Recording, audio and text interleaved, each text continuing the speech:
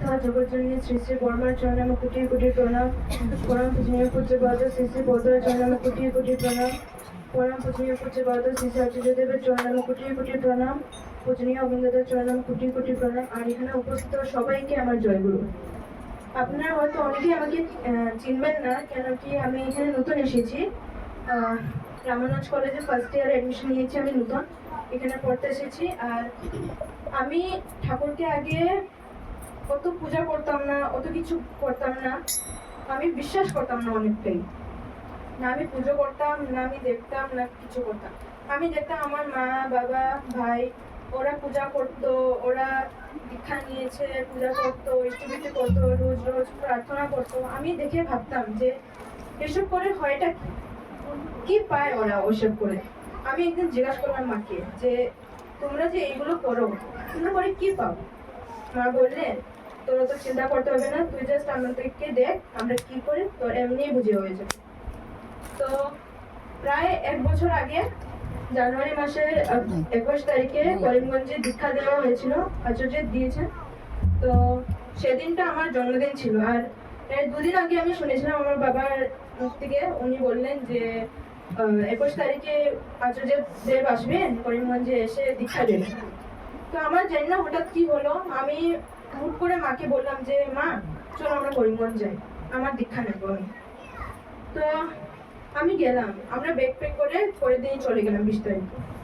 তো গেলাম, যাওয়ার পরে পরের দিন সকালে উঠে আমরা গেলাম, গিয়ে আমি তো দীক্ষা নিয়ে নিলাম। দীক্ষা নেওয়ার পরে আমার মনটা যেন কেন এত শান্তি লাগছিল যে মানে কি হয়েছে আমি বুঝতে পারছিলাম না। আগে যে মেয়েটা বলতো যে ঠাকুরকে বিশ্বাস করে কি হবে, ইষ্টিপত্র করে কি হবে, প্রার্থনা করে কি হবে, ও বলছে যে শান্তি পাচ্ছে ও। এটা ভাবার মতন কথা। কিন্তু আমার মা আমাকে জিজ্ঞাসা করলো দীক্ষা নেওয়ার পরে, তুই তো বিশ্বাস করতি না, তুই তো এগুলো সব ভালো পেতি না, হঠাৎ করে কি হয়েছে যে তুই দীক্ষা নিয়ে নিবি? আমি বললাম আমি জানি না কি হয়েছে, বাট আমার আগের দিন মনে বললো যে তুই দীক্ষাটা নিয়ে নে, আর কিচ্ছু লাগবে না তোর, তুই সব পেয়ে যাবি। আমি দীক্ষাটা নিলাম। আস্তে আস্তে আমি ইষ্টভৃতি করলাম, প্রার্থনা করলাম, রোজ রোজ প্রার্থনা করতাম, পুজো দিতাম। আমার মনে আলাদাই একটা খুশি আসতো, লাগতো যে মানে কি হয়ে গেছে আমার, আমি আগে যেমন ছিলাম এখন তাও কিচ্ছু নেই আমার মধ্যে। বাক্কা দিন গেল, এমন হতে হতে পুজো দিতাম, ইষ্টভৃতি করতাম, সবকিছু করতাম। আস্তে আস্তে দেখলাম আমার যে কোনো কিছু বিপদ হতো, কোনো কিছু হতো, আমি গিয়ে আমার ঠাকুরকে বলতাম ঠাকুর এরকম হয়েছে, তুমি দেখে নি, তুমি আমার সাথে থেকো, আর কিছু আমার চাই না। আর দেখতাম যে কোনো কিছু একটা বিপদ আসতো, আমি কিছু করি না করি আমার ঠাকুর আমার সাথে সব সময় থাকতো। আমি কিছু করব না করব আমি ভাবতাম যে কি করব, এরকম হয়ে গেছে, তুমি বলো কি করব, আমার আমার মাথায় কিছু আসছে না। আমি দেখতাম ঠিকই বিপদটা পেরিয়ে যাবে, আমি কিছু করতেই হতো না। আমি আস্তে আস্তে বিশ্বাস করলাম, ভালো পেলাম ঠাকুরকে। আর এমন একটাই হলো যে এখন আমার উঠতে বসতে আমি ঠাকুরকে ছাড়া কিছু মাথা আসেই না। আমি উঠতে বসতে আমার ঠাকুরকে জিজ্ঞাসা করি, আমি উঠবো, আমি বসবো, তোমার ভালো লাগবে, তোমার যেটা ভালো লাগবে আমি সেটাই করবো।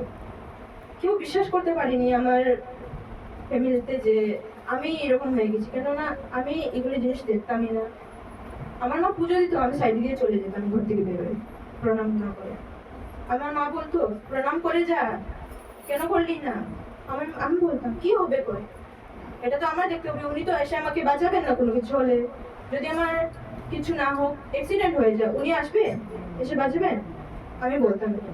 কিন্তু দীক্ষা যখন নিয়েছি না, এরপরে কোনো কিছু হলে না আমার এমনটা লাগতো যে উনি ঠিকই আসেননি, আমি চোখে দেখিনি উনি, কিন্তু আমার যতটুকু হতে ছিল না একটু কমিয়ে এসে গেছে।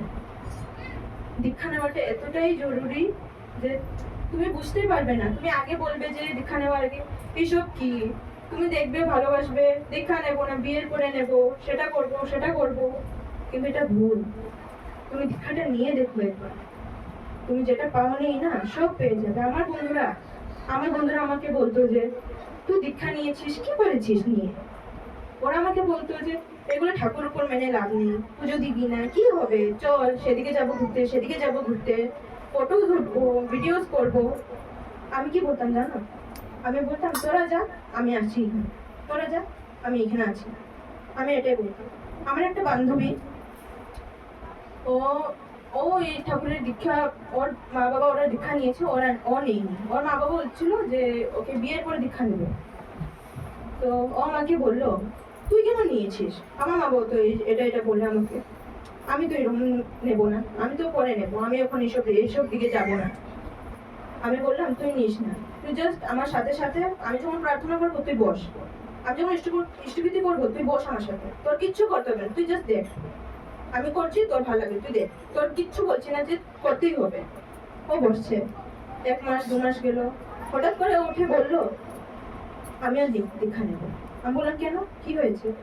ও বলছে সবাই বলে তুই ঠাকুর ধরে কি পাস? আমি ওদেরকে উত্তর দিই তোমরা যা পাওনি আমি সব পেয়ে গেছি, তোমরা যা কিছু পাওনি ঠাকুরকে ধরে আমি সেটা সব পেয়েছি।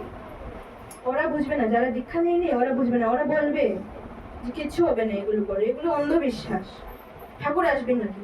আমি বলি আছে, ঠাকুর আমার সাথে আছে।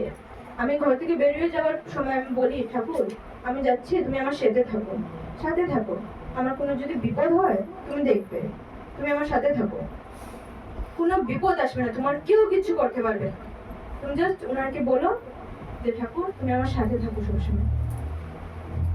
আর কয়েক মাস আগের কথা, আমি ম্যাট্রিক দিয়েছি এবার। তো ম্যাট্রিক দেওয়ার 3 মাস আগে আমি দেওঘর গিয়েছি প্রথমবার। তো আমার পড়াতে একদম মন বসতো না, কোনো কিছু না, আমি না পড়তাম না লিখতাম।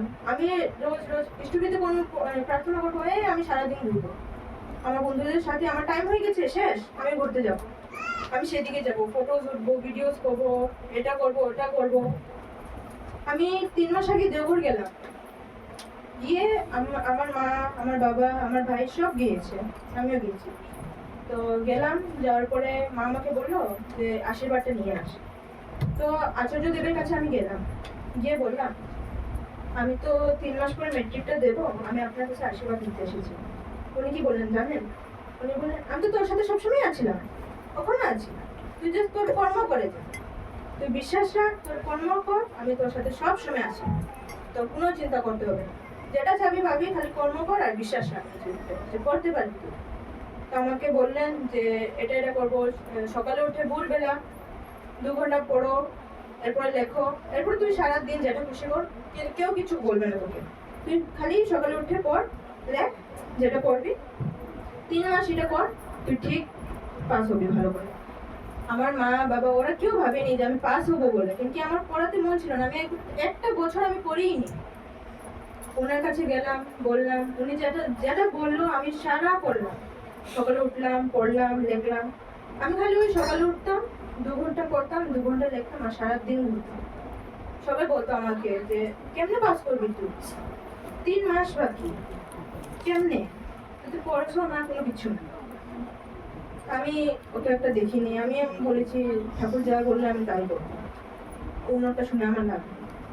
ঠিক 3 মাস পরে আমি যখন ম্যাট্রিক দিতে গেছি, যেটা যেটা পড়লাম আমি সব এসে গেছি, আমি বিশ্বাসই করতে পারিনি। অনেকরা আছে 1 বছর পরে 2 বছর পরেও পারে না, আমি 3 মাস পরে পেরে গেছি। আমি যেটা যেটা করলাম ওখান থেকে বহুত কিছু এসে গেছে, আমি তো পুরো অবাক, কি হলো এটা আমার সাথে। আরেকটা ঘটনা, আমার ইংলিশ এক্সাম ছিল, তো আমি গেলাম, আমি একটা চ্যাপ্টার পড়িনি, আমি লিখতে বসলাম, আমি সব কিছু লিখেছি, একটা কোশ্চেন আমি বাদ দিয়ে দিচ্ছি, কেন আমি পারি না, যে চ্যাপ্টার থেকে এসেছে ওই চ্যাপ্টারটা আমি পড়িনি। আমি একটা সময় বসলাম, সবই লেখা শেষ, আধা ঘন্টা বাকি রয়েছে। আমি ভাবলাম কি করব, আমি চোখটা বন্ধ করে ঠাকুরকে মনে করে আমি ধ্যান করলাম একটা সময়। আমি কিন্তু ওই চ্যাপ্টারটা পড়িনি, ওই কোশ্চেনটা জানি না কোথেকে আসছে। তো আমি ধ্যান করলাম, ধ্যান করার পরে চোখটা খুললাম 5-10 মিনিট পরে, মাথাতে কি জানি আসলো, আমার কয়েকটা সেন্টেন্স মনে পড়লো যে এটা লিখে দিই, আমি লিখে দিয়েছি। আমি জানি না কি লিখলাম, কিন্তু লিখে দিয়েছি, যেটা এসেছে মনে ওটা লিখে দিয়েছি। ঘরে গেলাম, ঘরে গেলাম, গিয়ে মাকে বললাম যে মা এরকম ব্যাপার, কিছু বুঝছি না, কি হবে, আমি পাস করবো না করবো না। মা বললেন যে তুই যেটা লিখেছিস তুই চ্যাপ্টারে গিয়ে দেখ লেখা আছে না না, আমি গেলাম, গিয়ে দেখলাম যে চ্যাপ্টারটা আমি পড়িনি, আমি ছুঁইনি, সেটাই লিখে আসলাম। আমি তো অবাক হয়ে গেলাম, আমি তো আরে এটা কেমন হতে পারে, আমি তো পড়িনি, ছুঁইনি। একসময় ধ্যান করলাম, ফট করে এসে গেছে আমার মাথায়। সবাই যে বলে যে ঠাকুর আসবে, ঠাকুর ঠিকই আছে আমাদের সাথে, তাহলে আমরা বুঝি না, সেটা আমাদের বোঝা উচিত। তুমি ধ্যান করো, তুমি যদি, হ্যাঁ কেউ কেউ আছে বলে দীক্ষা নিয়েও, যে দীক্ষা নিয়েছি কিছু হচ্ছে না, কোনো ইমপ্রুভমেন্ট দেখছি না, আমি কিছু আগাচ্ছে না আমার, আমি বলবো ভুল, আমি বলবো ভুল, তুমি ভুল করছো, তুমি যেটা করছো ভুল করছো। যদি তুমি ঠিকভাবে করে থাকো, তুমি ঠিকই আনসারটা পাবে। তার জন্যই দীক্ষাটা নিয়ে যেটাই করো, ঠাকুরকে নিয়ে মাথা রেখে করো। আমি আমার কথা বেশি লম্বা করলাম না, জন্য